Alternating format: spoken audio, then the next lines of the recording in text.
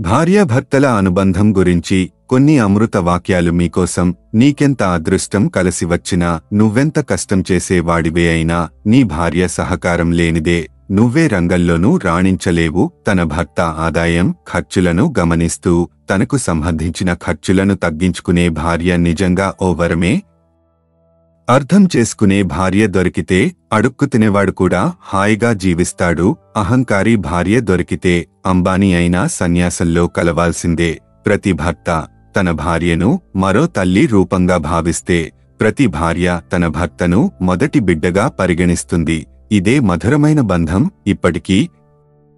ఎప్పటికీ భార్యకు సేవ చేయడం అంటే బానిసగా బ్రతుకుతున్నామని కాదు అర్థం, బంధాన్ని గౌరవిస్తున్నామని అర్థం. సంసారం అంటే కలిసి ఉండడమే కాదు, కష్టాలే వచ్చినా, కన్నీరే ఏరులే పారినా ఒకరిని ఒకరు అర్థం చేసుకొని కడవరకు తోడు వీడకుండా ఉండడం. ఒక మంచి భర్త భార్య కన్నీరు తుడుస్తాడు ఏమో కాని, అర్థం చేసుకునే భర్త ఆ కన్నీటికి కారణాలు తెలుసుకుని మళ్లీ తన భార్య కళ్లలో కన్నీరు రాకుండా చూసుకుంటాడు. భార్యాభర్తల సంబంధం శాశ్వతం. కొంతమంది మధ్యలో వస్తారు, మధ్యలోనే పోతారు. భార్యకి భర్త శాశ్వతం, భర్తకు భార్య శాశ్వతం. ఇంటి వ్యవహారాలు చక్కగా నిర్వహించగలిగే ప్రతి గృహిణి గొప్ప విద్యావంతురాలి కిందే లెక్క.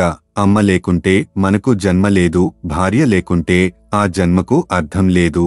మోజు తీరగానే మూలనేసేది కాదు మూడుముళ్ల బంధం. ముసలితనంలో కూడా మనసెరిగి ఉండేది మాంగల్య బంధం. బంధాలు శాశ్వతంగా తెగిపోకుండా ఉండాలి అంటే ఎదుటివారు తప్పు చేస్తే క్షమించాలి, మనం తప్పు చేస్తే క్షమించమని అడగాలి.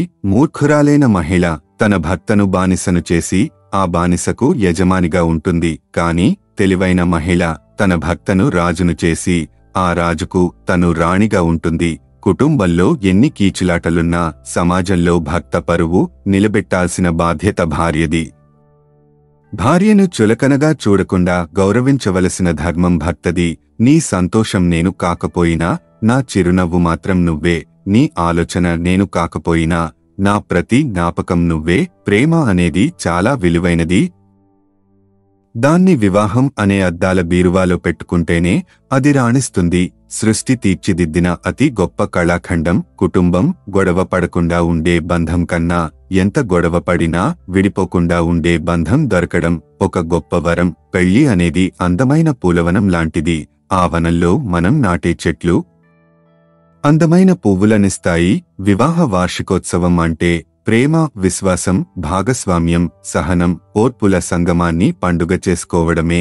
నేలకు జారిన తారకలై ముత్యాల తలంబ్రాలు, ఇద్దరి తలపును ముద్దగా తడిపెను తుంటరి జలకాలు. సప్తపది 7 అడుగులు. మొదటి అడుగు అన్న వృద్ధికి, రెండవ అడుగు బలవృద్ధికి, మూడవ అడుగు ధనవృద్ధికి, నాల్గవ అడుగు సుఖవృద్ధికి, 5వ అడుగు ప్రజాపాలనకి, 6వ అడుగు దాంపత్య జీవితానికి, 7వ అడుగు సంతాన సమృద్ధికి.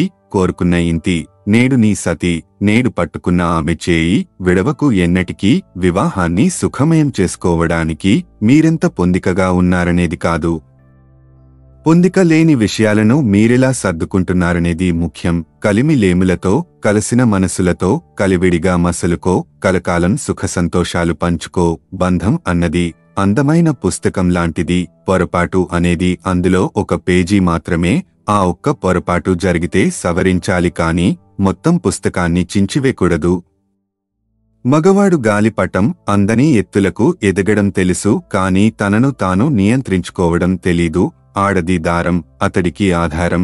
ఆమెకు వెన్నంటి ప్రోత్సహించడం తెలుసు, కాని ప్రతిభను 10 మందికి ప్రదర్శించడం తెలీదు. విడివిడిగా దేనికి విలువ లేదు, ఒకటైతే ఇద్దరికీ తిరుగులేదు. భర్తకి భార్య బలం కావాలి, బలహీనత కాకూడదు. భార్యకి భర్త భరోసా కావాలి, భారం కాకూడదు. భార్య భర్తల బంధం అన్యోన్యం కావాలి, అయోమయం కాకూడదు. మనసులోని ప్రేమని, బాధని కళ్లలో చూసి చెప్పకుండానే గుర్తించగలిగిన వ్యక్తి భాగస్వామిగా దొరికితే అంతకు మించిన అదృష్టం మరొకటి ఉండదు.